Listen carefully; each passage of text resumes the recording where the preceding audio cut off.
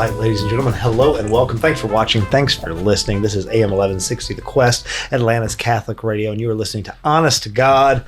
Super pumped. Feeling really good about being here. How about you, Producer Ben? I'm feeling great about being here, John Henry. You ready to tickle some keys? Tickling them good. That's what you do. That's what he does. That's why Producer Ben gets paid the big bucks here. Oh, yeah. And this is going to be a fun episode today. We're getting into some, I guess, kind of pseudo-relationship stuff. I don't even have a solid title. It's been a while since we've done really anything relationship-based. Let's dig into it. And for all of our friends on the subcontinent, we got to make sure that we tie everything back into India because for whatever reason, that RRR episode is still knocking it out of the park. By far. Yeah. So make sure you check that out. If you happen to be hanging out in the subcontinent, make sure you shuffle on over to our YouTube page. Make sure you like and subscribe. But in the meantime, I want to introduce a bunch of returning guests. We got veterans. We got Rachel. We got Nini. We got Hannah. And we got Michael Lyons. Were you on Dancing with the Stars?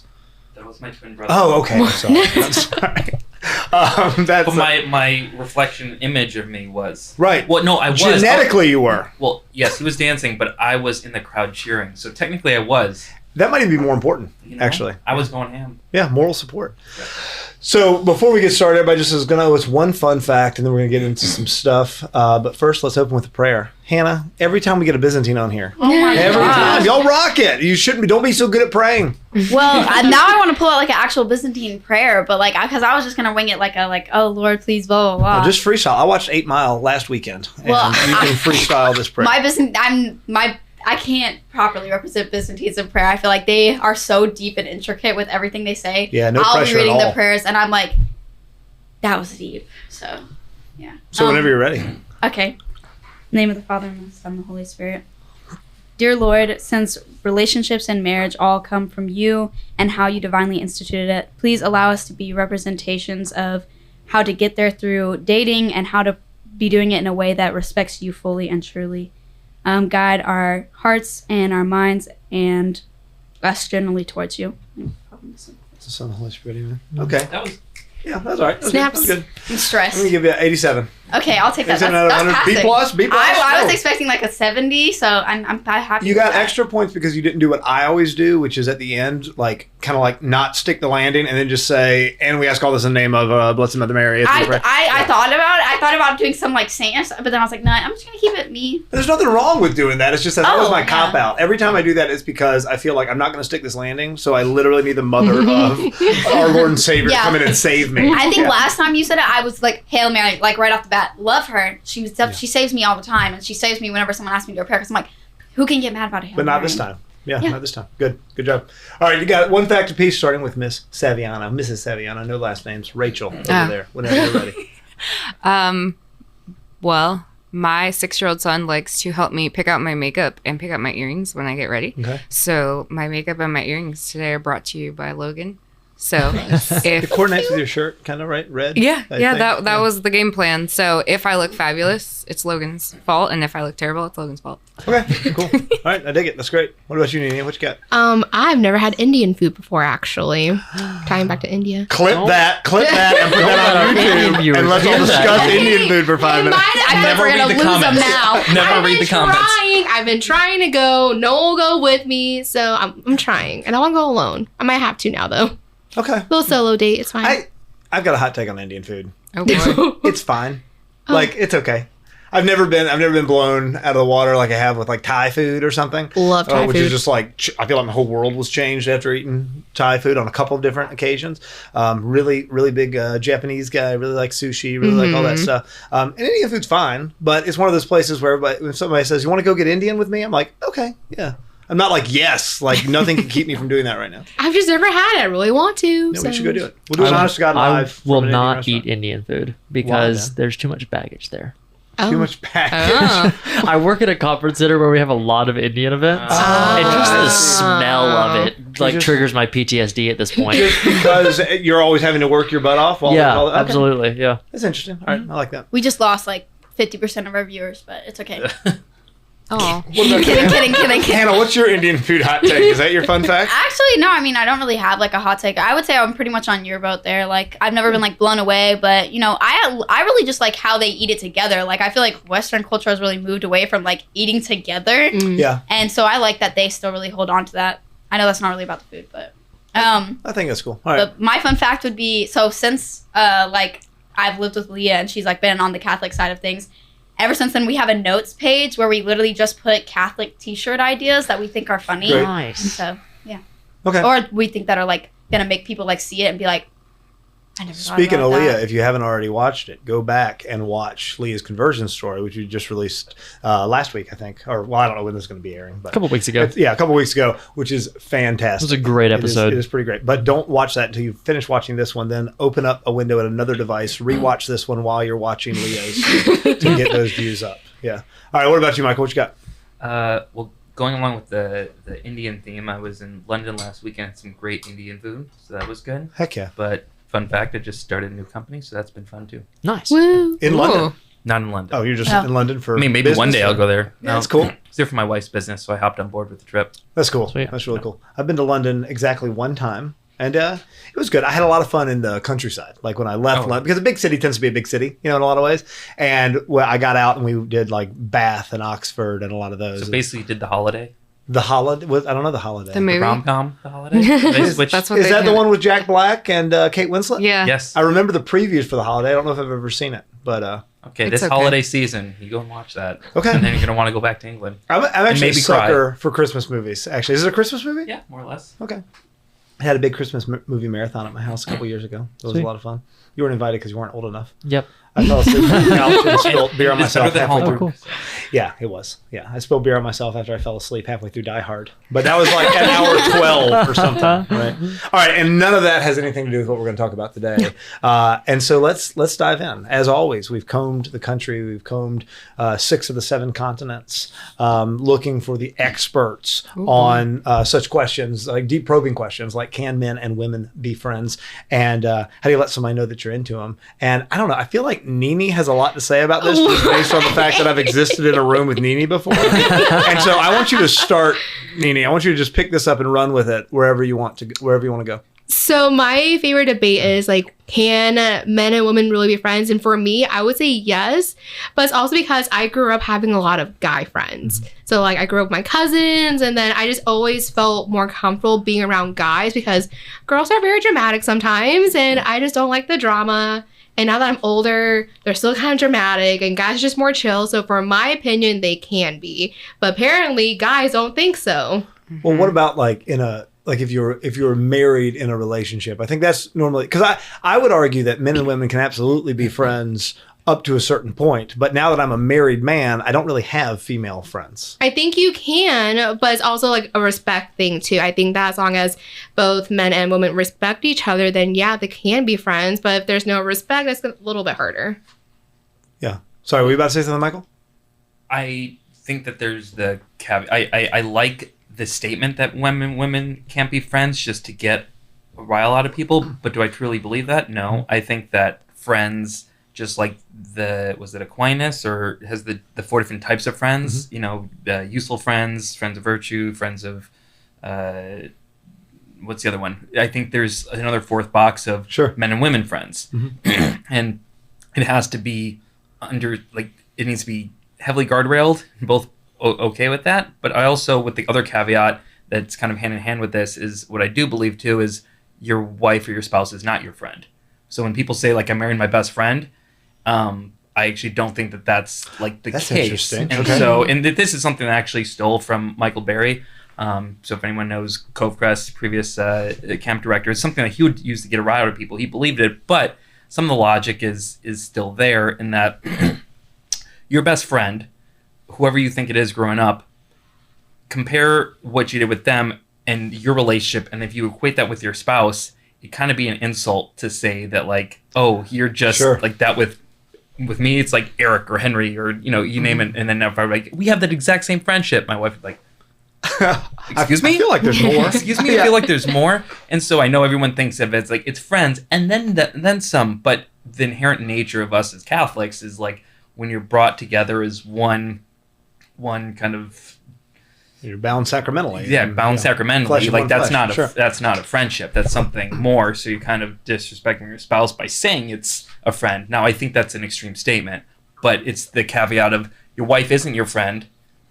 She has all these other plus attributes, but then you can have friends, but they also have these things that can't go into this certain level of intimacy. Yeah, and that's not denigrating, I don't think, the spousal relationship. I think it's elevating it beyond friendship. Yeah. I don't know. What are your thoughts, Rachel? You look pensive over there. Yeah, I've never heard that perspective before. That's interesting. However, Yeah, why do you think Michael's wrong? However, wrong. Is it his dumb face? Is that what you think? I'm just kidding. If you're listening, Michael's a very handsome fellow over there. so Julian and I, my husband and I, were best friends who eventually started dating. So there's that aspect of it. But also, I don't know, this is kind of, it's a loaded question for me because I, kind of similar to what Nini said, I do think men and women can be friends prior to like relationship, marriage, all that. But it's different for women than it is for men for sure. I was told when I was a teenager that men do not befriend women unless there's the potential that it could lead to more, whereas women definitely befriend men just to befriend them. So I didn't really believe that at first, but over time I kind of noticed that it turned out to be kind of true in a lot of my relationships, except my relationship with you, John Henry, because We're friends. for those of you that don't know, John Henry and I went to college together. Right. And before I started dating Julian and before you started dating Angie, we were friends. Exactly. You were And my there was- history tutor. And there was no romantic Absolutely not. implication. Right. We had a lot of fun together, and you helped me with history, and we hung out. Got in But some trouble. Yeah. there was nothing else going on. We were just friends. Right. So we have proven that you can just be friends without there being anything else going on.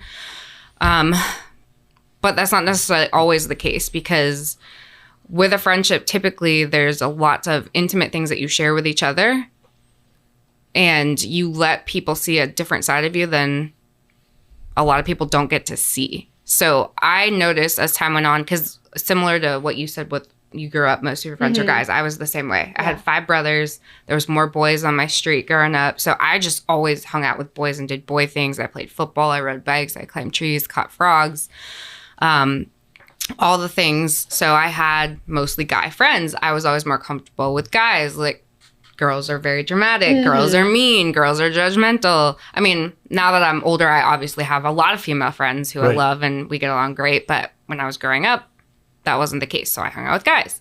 I like to talk about sports. I like to do more guy things. So that was kind of just where I fit in. But I began to notice as I got older that those relationships were kind of shifting the closer we got.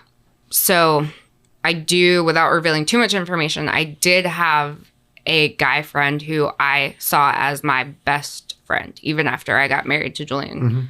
Julian and I were best friends. After you got married. That's interesting. Sure. Julian and I were best friends, and we started dating, and then we eventually got married. But prior to Julian becoming my best friend, I also had a male friend who, as time went on, we got closer and closer and closer, and we got to a point where we considered each other best friends. And he got married, and I was married, and we still saw each other as best friends. And of course, there was a lot of things that we knew about each other. Our relationship was very intimate. We knew a lot of personal things about each other. We saw each other through a lot of extremely vulnerable situations. He saw me and was there for me at one of the lowest points in my life. And we got to this place where it was a threshold that we couldn't come back from. And it became dangerous. And I had to stop putting blinders on. Like, he had been my best friend for 12, 14 years. Right.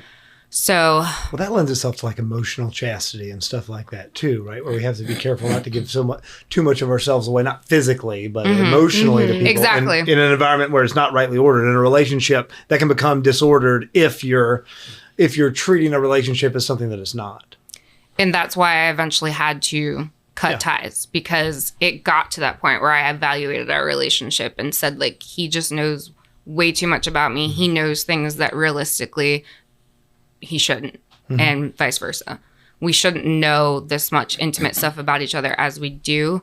And the relationship became dangerous, and it became detrimental to my marriage. Right. And even though he was my best friend and I did not want to lose him, I had to be realistic and say, like, this relationship can't continue anymore. So I did have to cut ties with him. And it was like a breakup because we had been so close for so long, but realistically, I shouldn't have let it get to that point. So that was long way basically of saying like you can be friends, yes, but once relationships become involved, you have to take a step back. There has to be certain barriers in place and all believe. that stuff. So now I have a lot of boundaries when it comes to like I have met more men since I have cut off this male friend, and I'm always very careful and cautious with what I do and say now. Right. I think that's correctly ordered, right? Yeah. Yeah. What were you going to say, Hannah? This kind of it doesn't necessarily like piggyback off of that. It's more like to the previous statement. I was gonna say like one thing with how I've always seen when people say like, "Oh, my wife's my best friend" or my husband's my best friend. It's always been like that addition of more because it's like a best friend. Like growing up, it's like Julie's my best friend. Then all the other girls are like, "What? I thought I was your best friend." Like it's a big deal. And I would say like even now, like even though I kind of am contrary to what's popular opinion, which is where you can only have one best friend. I would say I have more than that. But, like, I still am, like, a best friend's a big thing for me. I don't just call anyone that. Mm-hmm. Right. So I would say, like, to me, I always thought it's like, oh, you make that person's your best friend and they're your wife. Like, that's, like, I always thought of it as more of, like, a combination, like, of, like, they can be, like, that side of things and also have all what you're saying, like, what really makes marriage, like, special and specific. Well, but I think the point is that intimacy, because friendship requires an intimacy, right? Not necessarily a romantic intimacy at all, Yeah. right? But an intimacy of people. And I feel like once you are sacramentally bound, right? Once you join yourself to this person, once you cleave to this other person, you're called to exceed that intimacy. Yeah. And I think what you're saying, right, is that then it no longer It's a polar, just so I don't get clipped and put on TikTok as some bigot. Need to clarify that I'm not criticizing those who actually make those statements. Been to like over 150 weddings, and usually 140 of them have all made that statement, which is good. They should feel that close to their spouse. It's this kind of unique view of a statement to just look at your relationship with your spouse in this elevated manner. To see like friendship, friendship is great, but what you have with your spouse is even better. Oh, yeah. Yeah. No, 100%. I was more speaking just to, like, for the people who might think the way I did, like, so that they could see, like, the way that you might get to that point. But what I was actually going to say before all that was when I always think of, like, the question of, like, can women and men be, like, be friends and it not lead to something, is I always think back to, who is it, St. Francis? And or somebody, like, there's two saints, and they, like, were male and female, and they have, like, this great friendship. I'm trying to remember who Is it Francis and Claire? I think it might be, that's yeah. right. Yeah. And then recently I went to one of Steubenville, and there's, I think it was Sister Mary or something, and a priest, and I don't know who exactly it was. Again, sorry, I don't remember the names, but they had a really great friendship, and like it was something that like all the Steubenville kids could see. Like they were just, I believe, like friendship when it boils down was to that it. like 2 years ago? Yeah. I remember that. Yeah, their friendship was great. adorable, but they're both married to like the nuns, obviously Christ married to to the church, Jesus, yeah. and priest to the church. But they like, I think like friendship is so important of just like seeing Jesus in someone. Now, obviously, the problem is when you bring in the earthly ties of it. Like, what is earthly going to be affecting your friendship? So, Well, and this is, I don't know, I'll be a little bit vulnerable here, right? As somebody who really struggled with like healthy relationships with females as a teenager, and I was a serial monogamist. I went from girlfriend to girlfriend because I was dating this girlfriend, and then I ended up really kind of crushing on this girl, so I broke up with her to date that other girl, which was really gross, right? It was a really disordered understanding of who I was. That has always really colored my understanding of what like female friendships were, right? And so now, like as an adult man, I pretty much follow the Billy Graham rule of like female relationships, which is I don't ride alone in cars with girls. I don't have meals alone with girls. I feel uncomfortable doing that. Not because I'm worried I'm going to fall in love with them or something like that, right? Not because I'm not confident that I'm going to be true to my wife, but because it feels disordered to me to try to enter into this depth of a relationship with a female when I have my spouse over here. yeah, and that's something I was gonna say is I do think that it is one thing where like when you're in high school and you're not like in the position where you're probably married, I feel like it's a lot more common to like have like guy friends, or like if you're a guy have girlfriends, well, girls who are friends, because the problem is when you get to like marriage, like there's things that you confide in with friends, and a lot of times it's going to be like, okay, like if I like had a guy that I was crushing on, like I might tell my friend like something he said. If he hurt my feelings, I'm going to go tell my friend what he said. I'm not going to tell him because like it's just you're in high school and it's not that deep. But when you're in a marriage, it's dangerous if you're best friend or whatever as a guy, and then you have like, you're going to want to share things because women get things from men that we can't get from women, and vice versa. Because women are nurturing and they have that motherly aspect, despite what culture wants to say. So a man who has a girl best friend knows that he's going to get that type of nurturing, and vice versa. Like a girl knows that she's going to get that type of leadership. So when you are married, that's why I would say like it's a lot more of an iffy subject. Now couple friendships, I'm a huge fan of those. I love married couple all the friendships. women that I would consider my friends are the spouses of guys who I'm friends with. Exactly. What I found was the first time where I could like really say that I had girls that were friends was when I really found my faith, because I understood more of the right order of female and male relationships. And so it was like through college that I really came to learn and understand that. And then post college, I remember I came back my hometown for a little bit, and then ended up having like just this huge group of friends, of which many of them were just like girls that were friends. And I had this understanding that, hey, when I date someone, like I'm looking for the 1%. Like, and it's not that I'm trying to, romantically be with whoever girl I can get and see what's just like. No, I'm seeking for a particular person, and there might be a feel out in the beginning, and if it's not there, you can tell really quick, and then friends. And so it became interesting in that for like that year and a half, 2 year period, that there was these group of friends, and they're all girls. They kept getting a bigger and bigger group of girls that were friends, and it got to the point where when I'd have guy friends separately, they'd be like, Michael, come and hang out with us. Mike, do you want to hang out with me, or is it because you want me to bring my whole group of girls that are friends over? But the girls, they would describe it as, there'd be like someone new who came to the group, but then I wouldn't be acting like romantically, like flirting or anything with them. And then there was even a comment by one of the other girls told me afterwards. She goes, yeah, she asked, like, is he for real? Like, he doesn't want. And sometimes I would even just say to them outright, but usually in a goofy way, it's like, hey, we're not happening. We can be cool. And then just kind of move. And then they'd be like, are you serious? But then what that actually did for the group was, like, it set a boundary. There was no, like, question there. It was done in, like, a fun way. And then, of course, you don't go back and then do something slimy. But then at least what I derived and what they said is, like, they felt safe in the group, that there wasn't like this ulterior motive of like, well, he's being nice to me, but is he actually into me, or I'm into him, but I'm kind of play this game. It's like, no, just kind of be like, a friendship doesn't have to be, it's not the same definition. It's just like when you're at work, you don't, just because you're friendly with the IT guy when he fixes your computer doesn't mean you have to invite him to dinner the next day. Like, that's okay. 100%. Right. And that's something that I really want to get into and spend some of the rest of the episode on, is that how do we know? It seems like it's such a muddled mess of minefields and mixed signals, because we're all, I don't know, stumbling around in this world that has lost all of its clearly defined, like the order of operations for this is going to move from this relationship to this relationship, eventually to marriage or whatever.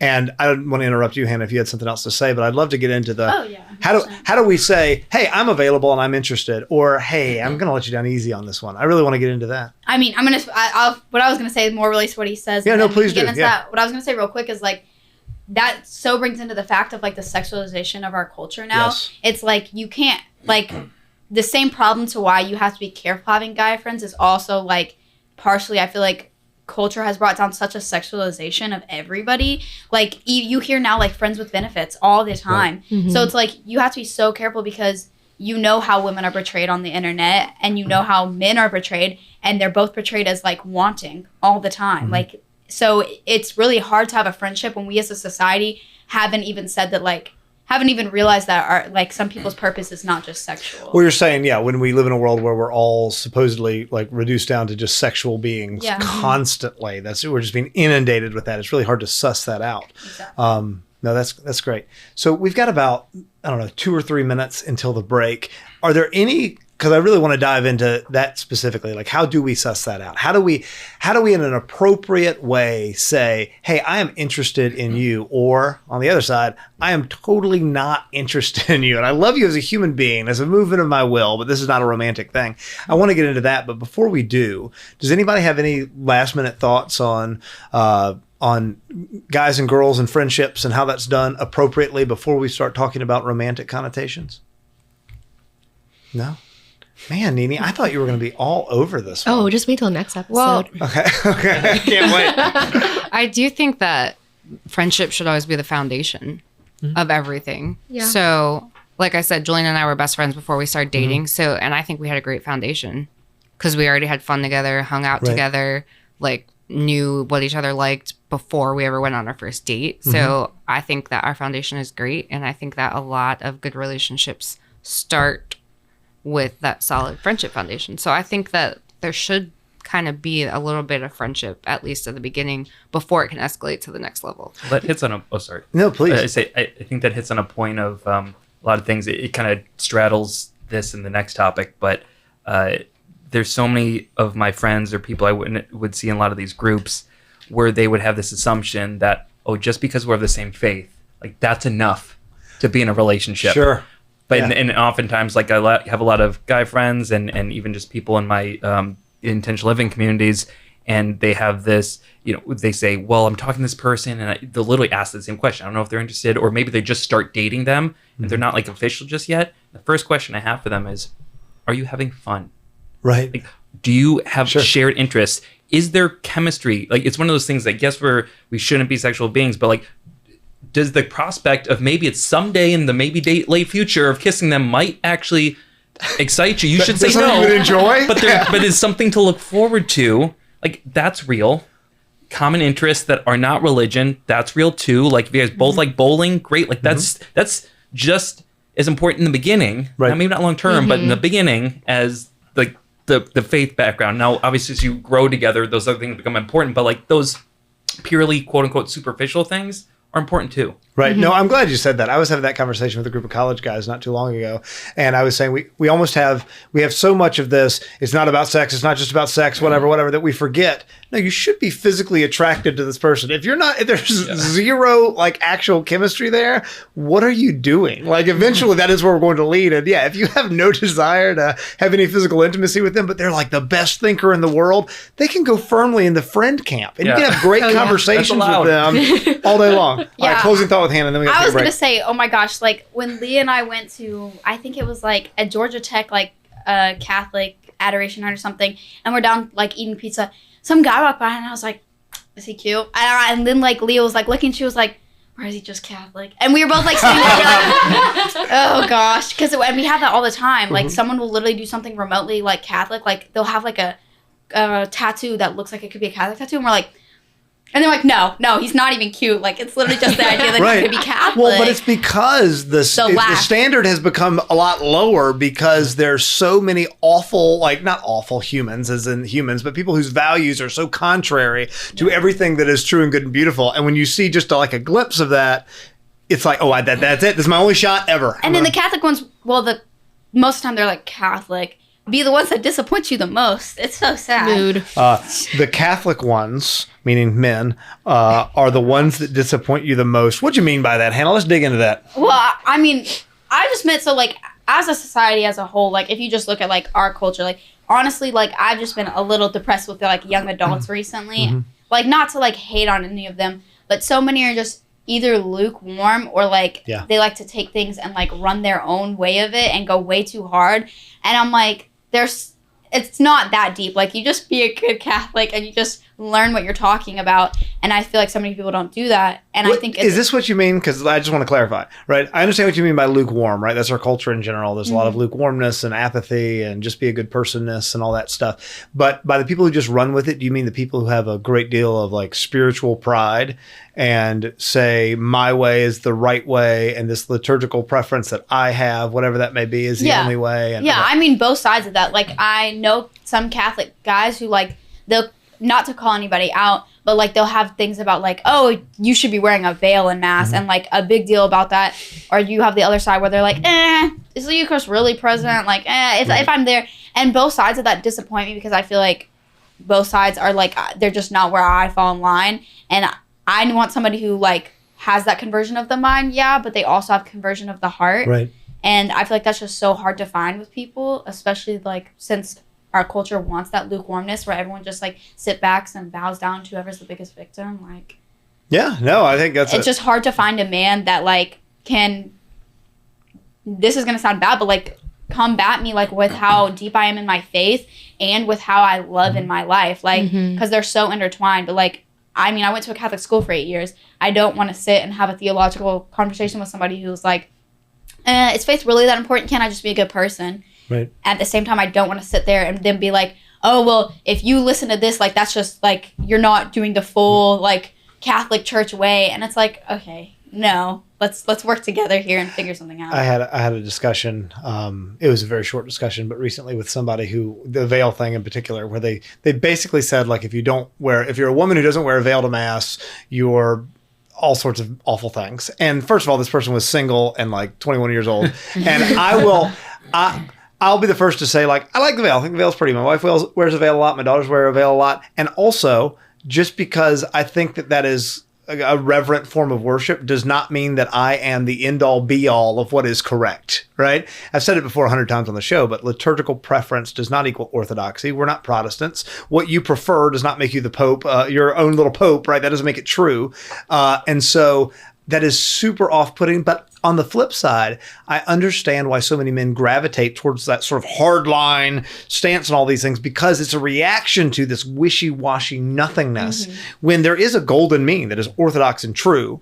So, yeah. I thought where you're going to go with it, and maybe you've seen it too, is they can sometimes be the worst because you have a certain expectation of them and how they interact with you, and they fall short of that. And so it's like, hey, if this man approaches me in a certain way, but he you either say no in a certain way and then they respond in a kind of insulting way, or even if you're in a relationship and the way in which they even maybe might end that relationship is not virtuous, or it's a way that it's of the world, and you would expect them to really raise up to do it in a respectful and courteous way, that would hurt more. Is like, if you were just dating someone of the world, you kind of, okay, it sucks and they're a dick, but you kind of expected it, versus, hey, this person who virtuous mass goer, maybe he is doing all the things, and yet in this worldly or this relationship in one way or another, he fell short because he went to the lowest mean because that was the easy thing to do, or he justified in his own brain that it was okay to treat women in an incourteous way because it was this quote unquote exceptional situation, but in reality it's not. That's what I mean. Basically what I was going to say is, like, that's why I said conversion of the heart is so important for me in a relationship. Like, I obviously everyone can have it at different times, but if you are Catholic just because it's right, then like you're going to miss out on some of like the really loving things that Jesus have done, the way like, and the relationships that he's had and like the people he's held up. So you're just going to be constantly like, oh no, this is right, this is right. I need you to have like that heart and that love for your faith as well, so that we can meet each other. Because if it's just going to be that we're constantly like yelling doctrine at each other, like it's not going to do anything. Right. But I just think it's sad because like like on the flip side of not the super hardcore ones, but I could talk to a Catholic guy and I'm still not sure if he's going to expect sex from me or not before we're married. And I think that's like such a sad thing that we've seen now in our Catholic society that has like dipped down. I don't want to go on a date with a Catholic and be like, oh, so like when is sex for you? Like that's so like dehumanizing. I respect the fact that you don't want to wait until, or that you want to wait until you're married, and so I'm just going to wait in the wings until you have a moment of weakness, and then yeah. So let's get into sort of the nuts and bolts of how do we, as both men and women, right? We're different. Surprise. How do we let someone know that we are interested in them? And as a married man, and Michael is a married man, that might be tougher for us to answer, but I don't know. I would love to start with the ladies, and we're definitely going to loop poor producer Ben in on this one too, as the single guy in studio today. What do you think? Ladies of Nini, I know you're ready. Why are you always picking on me? Because this is like the bread and butter of Nini. Like, tell me as assuming that we're just dense morons, how do you, as a female, like, how do we pick up what you're putting down? What are you putting down that we're not picking up? Come on. Honestly, I mean, for me personally, like, I'm a very blunt person. I will probably just go straight forward, because there have been plenty of times where I'm interested in somebody and we kind of hang out, and I just straight up ask them like, hey, like, I would say, do you want to go to dinner and kind of hang out from there? Wait, you're asking them out? I asked them to hang out, to go eat food. I love food. You know this. And so I'm like, hey, let's go get food and kind of hang out, get to know each other better. Not Indian food.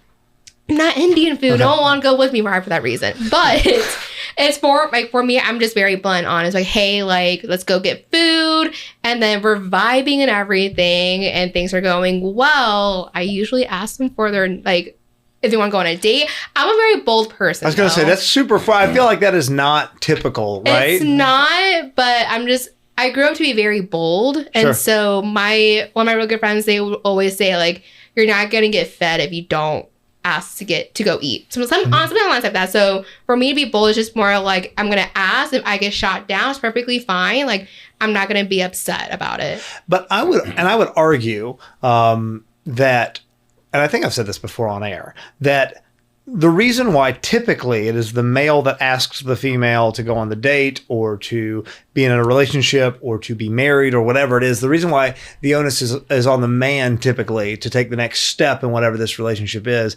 because that is an act that requires a lot of fortitude, right? And it's saying, hey, you got to put yourself out there, brother, with the fear of being shot down because that girl's time and attention and affection is worth it. I'm not attacking what you're saying, but I'm saying that's sort of my perspective of why it tends to be the man.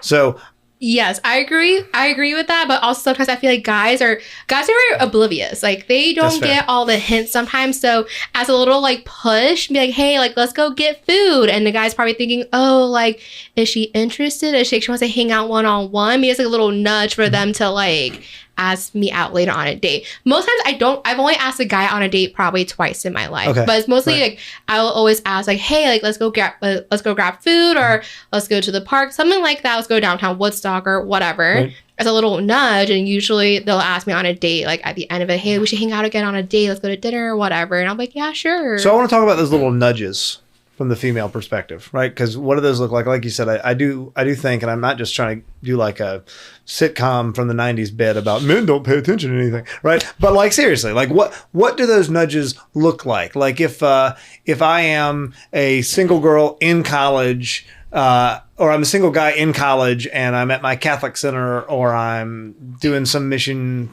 work or something, and there's a girl and we're talking and I feel like we're hitting it off, like help me out there, Hannah, as the resident single college girl. I mean, I can go ahead and tell you, like, so if I'm going to throw in some slang, but it's called like, if you get rizzed, it comes from charisma. And so like people will say like you're going through the line, or like, so okay, I'm a cashier, someone coming through my line and like someone's just like rizzing you up, that means like, you're dropping subtle hints and you'll go back and forth. I would say like those little nudges for me would probably, I'm like childish. I'll like be like poking fun at you a little bit. Like I'm gonna like, I feel like if you notice like a little bit more attention go to you, like we're in a room laughing and you look up and I'm laughing, like I'm looking at you to see how you respond to the joke. Right. But again, since guys are oblivious, that's so much harder. I feel like I went to a Catholic school, so like Riz and flirting looked so different than I feel like it does now, because you were pretty much like going to flirt for like a year before anything happened. Yeah. So I don't know if I'm the best person to talk on it. I think so. Something that's observing, and I'm going to give a little bit of perspective for maybe some of the listeners, but maybe not the ones in the room. Maybe other people in the room felt this way at one point. Everyone I see on this side seems very socially apt. You're also of good makeup, and so you probably don't have the typical. You are pretty well informed socially, and so what comes to you seems natural. For so many of the people that are probably interested in this episode, and I would say even arguably more on the male end, are the socially awkward guys who really don't get a lot of those social cues. Like it's hard enough for like the socially known, like the guy who kind of gets the social cues. Like that's hard enough. For the social awkward guy, which honestly, let's say like a lot of the 20s and 30s groups, there's a lot of those types of guys. They're great guys and great women too, but they a lot of times go to those groups because they need like the combination to find them like out there. And that social awkwardness is often from no fault of their own. No, at all. We live in this fake world where we're all exactly. You're so confused, right? And so there's a couple different perspectives that I think are worth bringing up, and then I'll get right into a very, and I shared this before the episode, and I've given my friends some of this tip. I used it many times, perspective for credibility purposes. Before I got married, I probably dated about 150 women, but I say that that's not like slutty or any type of ways. Like I went on a date or two or three, and was respectable about, hey, this isn't working out. And so it's like, Sure. I got to a point where, okay, yeah, we could respectably ask someone out. They say yes. We figure out whether it's worthwhile or not. And Right. great. Ended out with a great wife. But for women, a good perspective to have is for a guy to come and ask you out. It is the same physiological adrenaline release as it is to jump out of an airplane. 1,000%. Physiologically, Yes. biologically, I totally hear that. this I totally hear that. this isn't a euphemism. Biologically, it's the same adrenaline release as it is to jump out of an airplane. So, and now this is also, it's just like have a little compassion. It doesn't mean that you have to give in and do any of these things, but it's just like having the compassion to know what it takes for them to overcome that. Now, on the men's side, what I like to put in perspective is, conservatively, for any given woman, they typically will get hit on maybe 1, maybe 3 times a day upwards. You times that by 7 days a week, times by months, that's hundreds of times of which they're either getting subtly or overtly hit on or rizzed this many times. And so when you go up to them, no matter what you say or do, you have to realize that, like, however they respond to you, it's gonna be like, if it's not what you expected, it's not because they're whatever B word you want to call inappropriate thing. It's probably because they're exhausted from all this, and so there's a little bit of that. Now there are little tips though of like, how do you? I think it's the most virtuous thing in the world, where it's coming from like the dance metaphor, going back to your brother, but like in the dance world, it's like the man to basically offer a move and then the woman to accept it. Right. And so it's similar in this, and it's also like their responsibility to like lead you away from the other couples, like lead them away from harm, but they still have a role in the interaction. And so how I relate this to then in the dating world is something that I would do, which it was just my way of kind of protecting the woman, let them be able to save face, and so that we could still have a relationship afterward, like an appropriate one or something like that. And, Okay. and basically the concept is to like give them the opportunity to say yes and don't make them say no. And this is a way that you can subtly actually figure out whether they're into you without like having this big kind of blow up that could lead to like years of awkwardness, especially if you're a freshman in college. And Well, you can destroy a relationship. Exactly. Like, a good relationship, a friendship relationship, if you go into it as, hey, I'm going to ask you out, and the answers are yes, or we're never going to be able to make eye contact ever again. Exactly. Yeah. So the little hands-on tip, and this is mostly for people that like, imagine you're new to a group, you just came to the Catholic Center, or you just came to a new town, and you're in the 20s and 30s group, and you mostly met someone for roughly the first or second time. And you're talking with them. Hopefully, if you're having conversation, you're a normal human being, and you talk about things you're mutually interested in. Whether it be hiking, or you going to breweries, or whatever that thing is. You guys find a topic that you happen to talk about if it's more than 30 seconds. I like going hiking. Girl goes, oh my gosh, me too. Awesome. You throw in there the one-liner, just, oh, we should totally go sometime. That. Right. And you're not expecting a response, but the conversation should keep going. If she responds, yeah, we totally should, there's an indicator that she wants to do it. If she doesn't, then you can keep going. Like sometimes they don't hear that one, which is 50% of the time. You might throw in, again, if there's something, we should, like, if you want to go do that, like, we should totally do that sometime. If they respond, if they don't bite for the second time, literally fishing, they're probably doing it intentionally. Most likely, in 99% of the time, they are.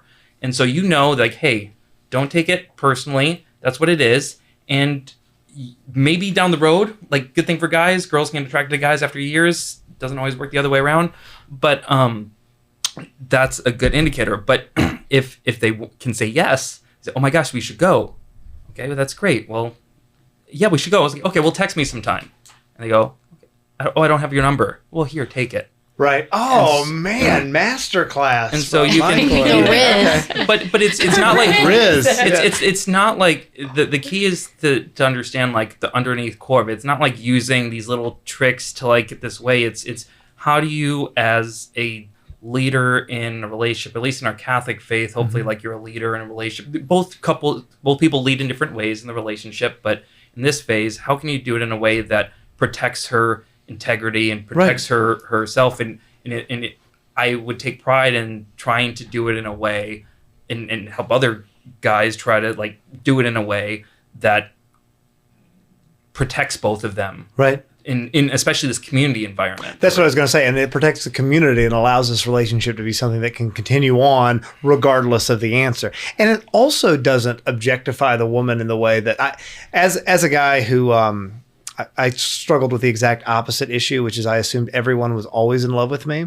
And so every time I asked somebody out, I assumed that either they were going to demonstrate how much they were in love with me and had been since they first saw me, or how totally inept they were about what was best for them. And then I just felt bad for them. And I was like, oh my goodness. Okay, that's fine. I haven't had a new girlfriend since I was 19 years old. So I was, immature or whatever. I married her. She just had my 5th child. So that's been great. That worked out. But I've gotten this question a lot. I was saying off air a minute ago, I give a lot of talks at colleges and like men's groups and stuff like that. And I've had multiple guys who have said that they have asked a girl out, been turned down, and said, all right, that hurts. I'm going to give this some space because I don't want to be awkward. I don't want to be seen as being creepy because ladies, I don't know if you know this, but I want to make sure that I say this out loud. The worst thing that can happen to us is to get the reputation of being creepy. The worst thing ever. Yes. It's worse than anything else that I can think of, right? Mm-hmm. Might as well move. Yeah, exactly. Yeah. Once you get the creepy guy label, you're done, man. But they've said that they then would later on, years later, find out, oh, this girl was actually like interested or whatever, but she wanted me to try harder, or she wanted some sort of hard to get thing. And I don't know, are those social, is that just a horrible thing that these particular women have done? But I've heard this multiple times. Is that like a strategy? I've never heard of that. I've never heard of that either. I've never really heard of that. I mean, I would say like it's one of those things like you really have to, as a man, you're gonna have to do some homework. Like that's just the facts. Like you can be oblivious, but if you are interested enough in a girl, you need to do some homework on her. What does that mean? Basically, you need to like take notice, not in a creepy way, but like if you can notice like, okay, creepy is gonna be you like coming out of nowhere and like approaching her and then like talking about like, oh, so what kind of flowers do you like? And well, how old are you? And like stuff like that. Like if you don't do it in the right way, like as he said, like conversationally, it's gonna come off weird. But if you notice like she's in a friend group, you can enter into that group setting and kind of gauge like how she is. And if she's more on the shy side, she's probably not gonna want you to make some like huge big deal. She's probably going to want it to be more subtle, like don't make giant public gestures, guys. Yeah, that's never going to work. Not with engagements, not with anything. Please don't make that girl feel uncomfortable. I would say in that situation, it actually is valuable to like ask for like a social media or number first if it is a shyer person, and just like in a group setting so that they don't feel like the pressure of like you asking them out right away. But for people who are more like, I don't know, like I'm a very extroverted person and like I'm pretty comfortable in who I am. You're going to have to do your homework and realize, okay, she's not super shy, so I could probably just ask her and she's going to be straightforward about it.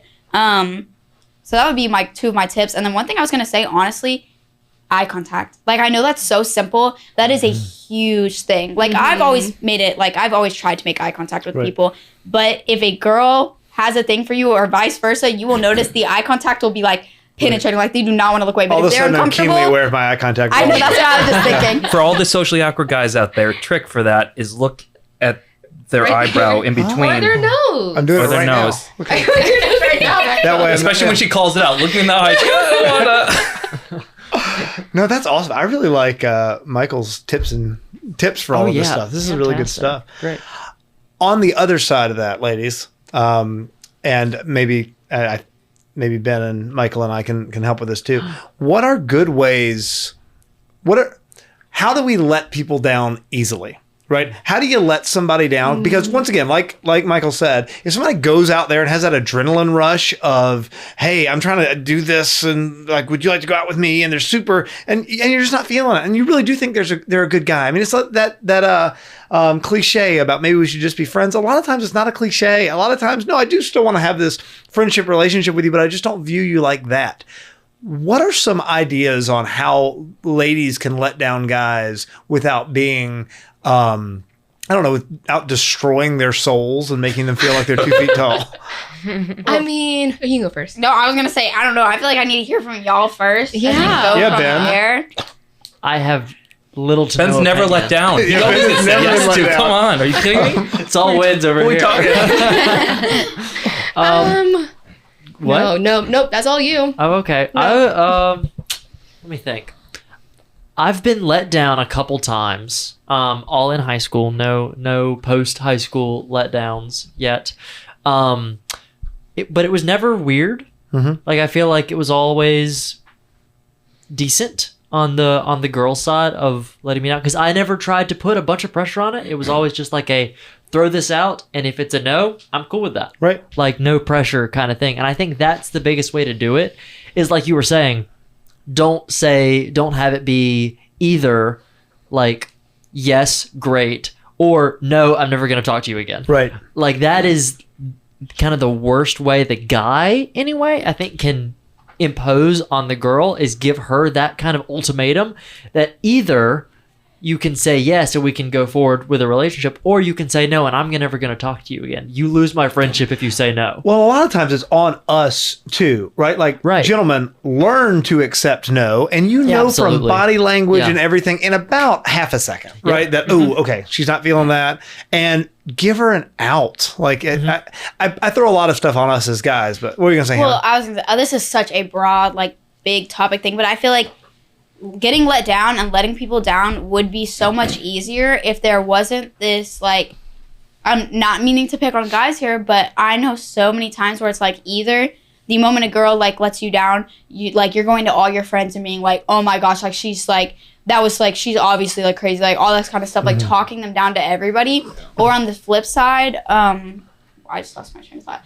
On the flip side, being like, wow, I just totally 100% lost my train of thought. But just girls are so worried about either being labeled as like not like the B word basically, or as being labeled as like not caring and stuff, that we don't even like, we're so worried about the process, we're gonna like sugarcoat it in a way that's probably not gonna make you feel any better, or we're not gonna try, period. And it's so like, I can't tell you how many times I just like this is gonna be like, it's a cop out, but I've been like, oh yeah, it's just not like the right time for me, and like I've like said like a 3-paragraph thing on something that should be so much more simple, just because I'm so worried about how then I'm going to be labeled to every other man that guy knows. So if you as men could hold each other a little more accountable to like how you guys speak about women who let you down, I feel like we'd feel more comfortable to do it. Michael, Like, you got any magic words for the ladies to let us? I do let us down easily? because after dating that Score. often, I did like you'd have to approach a lot of people, Right. and so I would get let down, which is fine. And I had some of these girlfriends who actually like they were phenomenal communicators, and there are not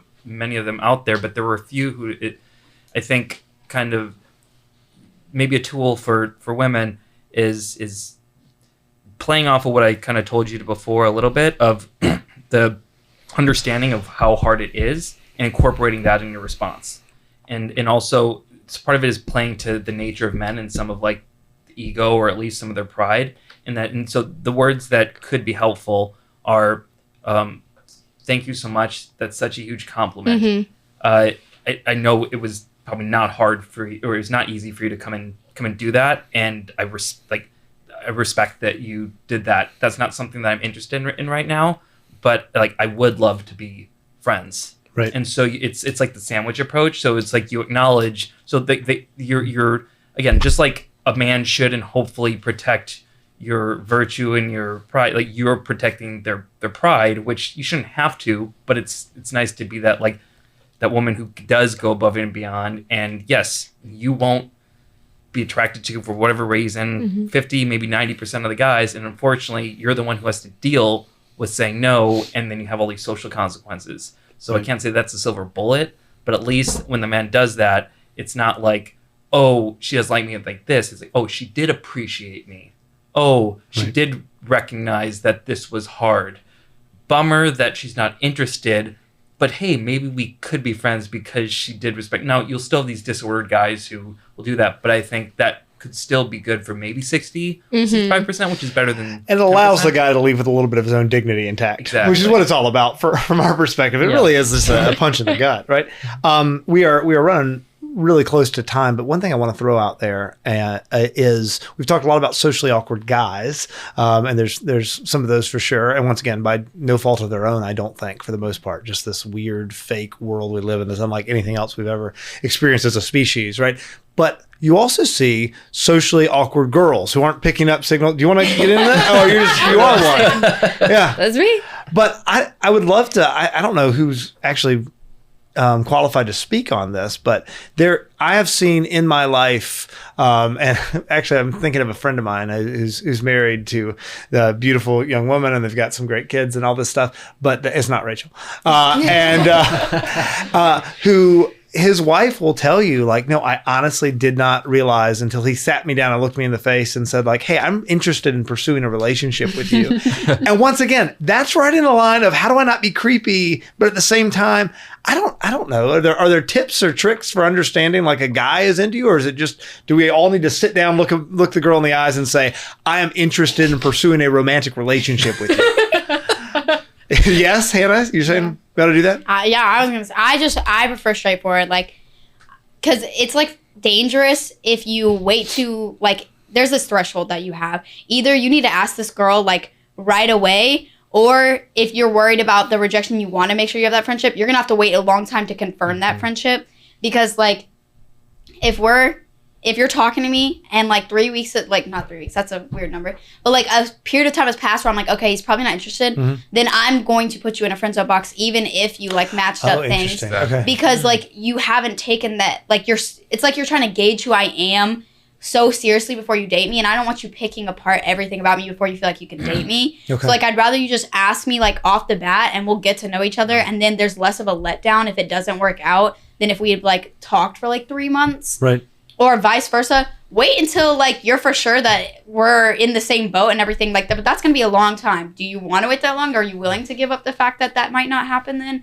But that weird little in-between where we've been talking, texting for like 3 months, and then finally you're like, oh, you want to do something? Okay, like, why couldn't you have said that 3 months ago? So what you're saying, it's okay to date before you know them fully. Yes, 100%. I totally agree with. Obviously, I'm huge right? on And that. And some pretend people, they're like, I don't want, like, oh, if I go on one date, it means I have to be their boyfriend, girlfriend. Like, no, dating is discernment from the lightest level to whatever. I Right, despise right. situationships and talking stages.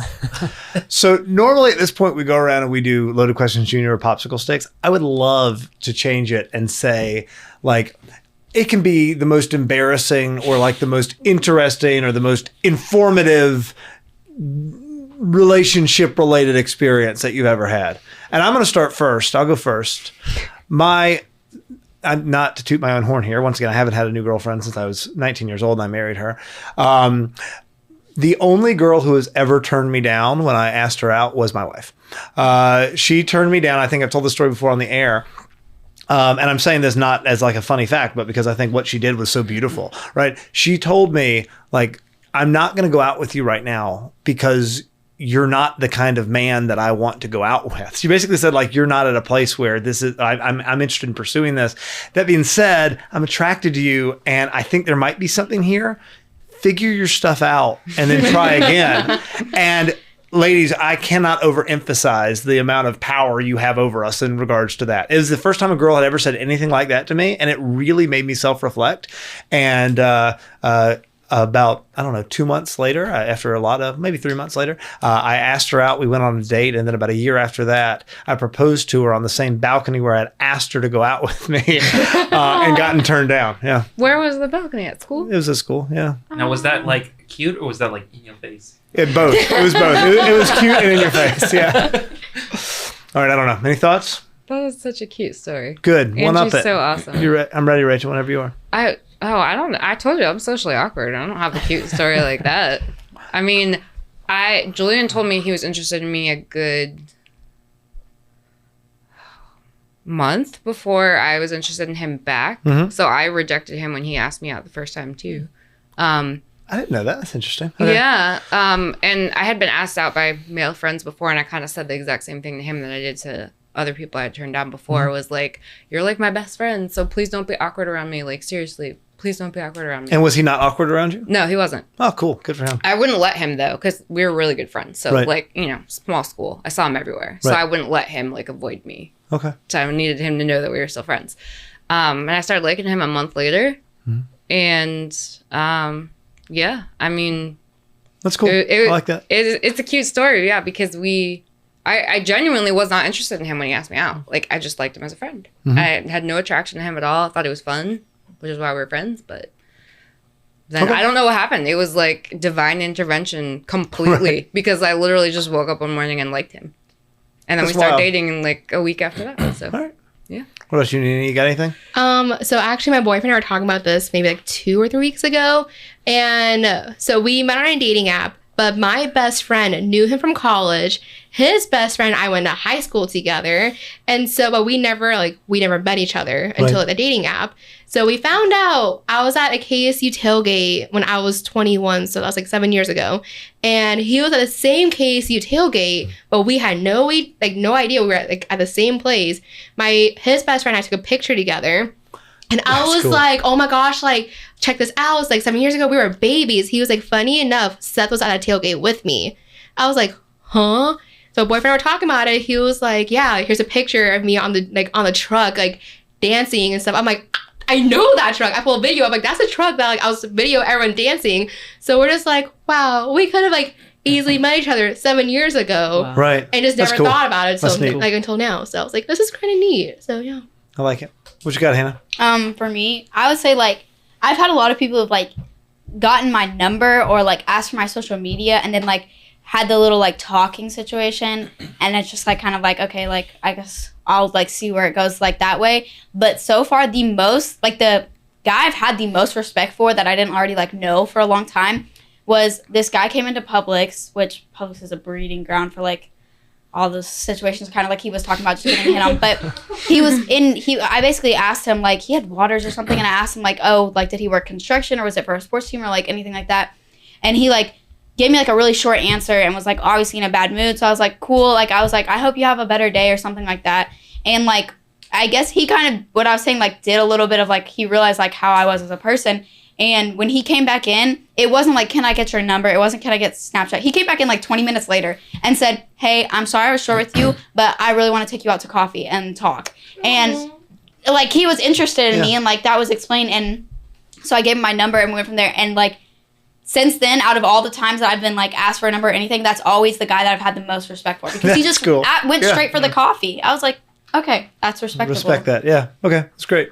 I can give you an embarrassing story. Please. I'd love to hear I'll that. give you an embarrassing one, and then I'm going to give an encouragement too. Okay. So the embarrassing one was at one point, I had actually kind of politely turned one person down who was a little bit more forward, but props to her, but I just wasn't into it. I forgot how it happened, but for whatever reason we exchanged numbers, but I was clear afterwards, like it wasn't gonna be a thing. And then I was interested in this other girl at the time who had the same first name. Oh no. And this is like the early days of iPhone, where like it would only just, you'd only display his first name, but like old text when you get the full name. Oh no. And I was working at the same time, and I realized I was texting, and I just started texting name. I'm not going to say the name for privacy purposes. And I would text, and like it was great. This person who I want to go on a date with is saying yes. This is awesome.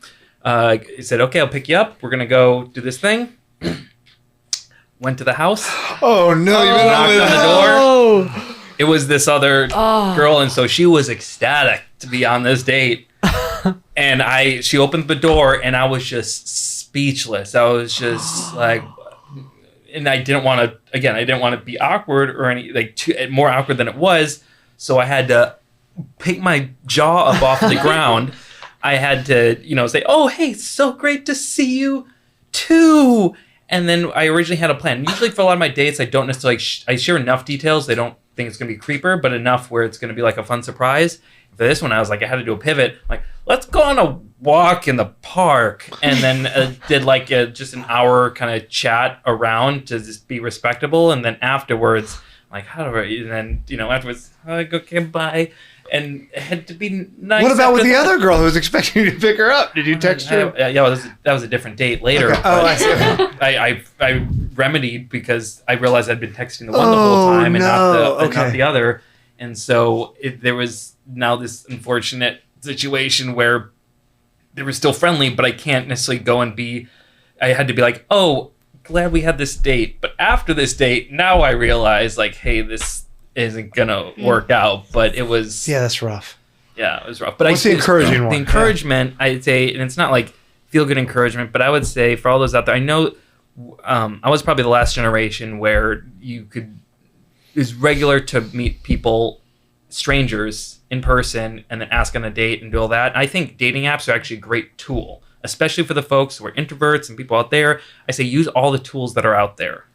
That being said, don't let having the tools potentially get in the way of an incredible experience of trying to meet someone cold in public.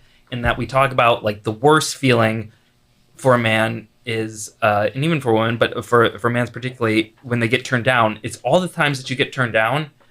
Guys will get turned down. It was 80, 90%. And so they just got used to no's. And so that magic moment when, holy cow, this person said yes, because it's not like in a dating app where okay, there's some sort of interest here. So there's it's this miraculous moment where, holy cow, it's working. That will never replace a swipe conversion. Right. I did both in those days. And so for the guys out there, just still do it. I'd say, especially for the Catholic guys, where you tend to do it in your groups, do it maybe outside of your group, in a Catholic community that's not your core community, because it can backfire on you. But if you do it somewhere else, it can be fun. Just have good intentions and it won't go too bad. And for women, try to say yes to it, because if a guy comes and they do that and it can be this cool serendipitous moment, that can be great too. So I'm not saying don't do the apps. I'm saying do them. But also say yes to the quote unquote old school at this point, because the guy in public to the water bottles. Yeah. That's pretty cool. Ben, you got anything you want to share? I have a story from a couple months ago. Mm-hmm. Of just a moment I was proud of myself. All right, I'm ready. I'm so pumped. I was just in my gym clothes. I had just gone to the gym, or I was just about to go to the gym, I think. And I was going to drop something off at the UPS store. Walking to the UPS store, it's like an Amazon package. They scan the package, they take it in. But the girl at the counter, gorgeous, just beautiful, beautiful girl. And so I walk out, and I was thinking, I was like, man, I would really like to ask that girl out. And so I went to Publix, and I had to get some groceries. And then I turned back and went back into the UPS store, and I just straight up asked for a number. I said, hey, I think you're really pretty. I'd love to get your number so we take you out sometime. And she said, I have a boyfriend. I was like, cool, good for him. See you later. See, what you should have said is brown really compliments your eyes. See, this is why Michael's on. He's the best. Oh my gosh. Yeah. All right. No, that is fantastic, y'all. We've gone way, way over. Most of this isn't going to make it to the radio, but it'll be on YouTube. So if you're still watching, thanks for watching. If somehow this is on the radio, thanks for listening. You're listening to AM 1160 The Quest, Atlanta's Catholic radio. This is Honest to God. Producer Ben, signing off. Over and out.